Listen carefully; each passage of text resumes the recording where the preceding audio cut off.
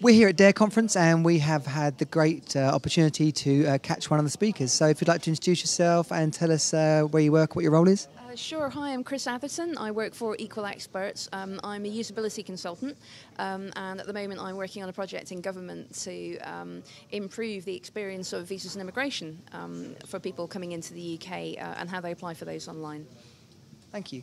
And in your talk, you spoke about the challenges around, if I can paraphrase, the emotions in teams and as you lead teams, what you have to sort of deal with in different people's personalities.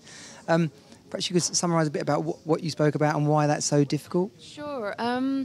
I think, so the first thing is about really making sure that you have quality conversations with people and that you actually really spend time with people one-to-one and talk about things that matter to both of you. And just in doing that, you will both feel better about yourselves, about the work that you're doing. You'll feel better about people generally because we generalise our daily experiences to sort of the wider experience of being alive. And the other point really, I think, was to try and find, if you find someone who's difficult and you find someone you don't like, try and find one thing, just start with one thing to like about them. And if you find one thing, and you will, then you can find more things. And you stop relating to them as someone whom you just hate and you find massively abrasive, and you start thinking, actually, this person's kind of cool. And then you want to evangelize that to other people. So you start saying, hey, so-and-so is kind of cool. And then that kind of snowballs in a nice way into everyone just getting along a little bit better. Sorry, that sounds massively trivializing. That's right. And as someone who leads teams, how do you practically make that happen with the people you lead? Just by showing up every day is the slightly glib answer. Everybody has off days. Just keep rocking up being you. The last talk, Tim Chilvers, was a great example of going, look, I'm not having a good day. Not that he was not having a good day, but rather just being vulnerable, being honest about this is not a good place. How can we make it better? And my whole job is about that, is about how can we make a thing that already exists better, or how can we create something that's amazing?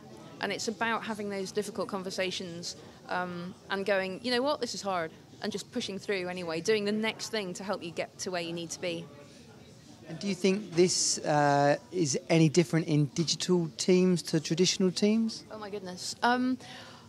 I think on average, people in digital teams are perhaps slightly more self-aware because they're used to looking outside their own organizational silos. So a lot of us are on Twitter, or people are out there on the web looking at what other people are doing in organizations, whereas traditionally people who work in very closed, siloed organizations don't have that tradition of looking outside and going, what's everyone else doing? They're too busy looking over their shoulder going, oh, we have to make a thing, otherwise we're going to lose market share.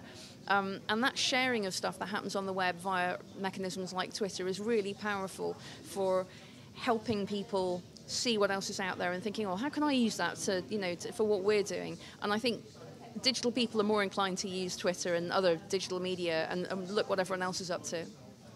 And I think just finally, geeks, if we can call them that, are sometimes the assumption is that they're quite quiet or reserved, perhaps not very forward-coming in making friends and relationships.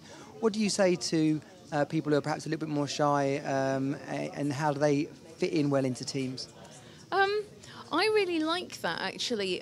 Sometimes that's me, I don't know.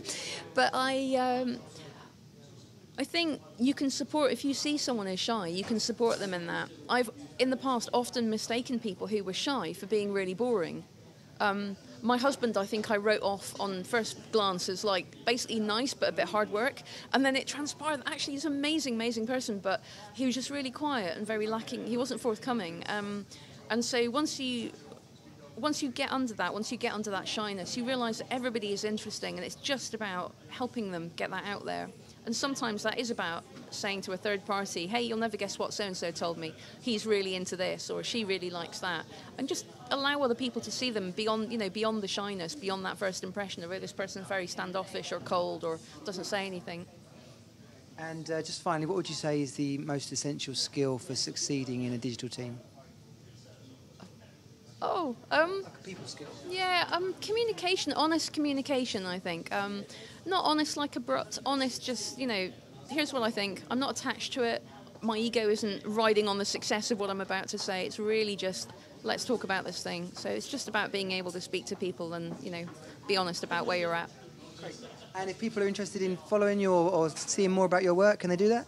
Yeah, absolutely. I'm on Twitter. I'm Finite Attention, and people are welcome to follow me, chat with me, whatever. Great. Thanks so much. Thank you. Source LF are London's leading creative communications and media recruitment agency. Be sure to like our video and subscribe to this channel. Take the moment to watch another of our videos on screen now.